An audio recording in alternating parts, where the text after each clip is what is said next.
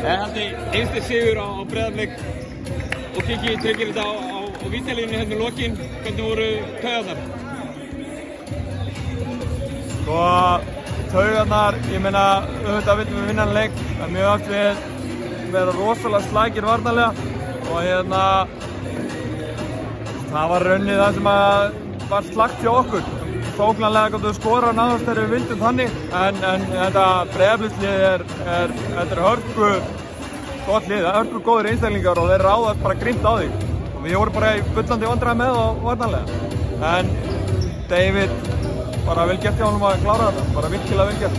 Þeir eru svona flesti þessi spilamóti þessu Blikaliði þurfa að hlaupa með þeim. Hvernig var undirbúningurinn fyrir þennan leik, svona vitandi það að þeir vildu spila þennan hraða bolta? Undirbúningur var fínt, ég meina við ætlum bara að stoppa á í hraðablöfunum og halda það fyrir fram á okkur sem að enginn gekk eftir. Ég veit ekki, þú veist, hvort að við ruggla menn að Everett ekki með, við auðvitað lögðum áherslu á að reyna að stoppa hann. En við svo sem vissum það ekki fyrir bara í dag að hann er ekki með.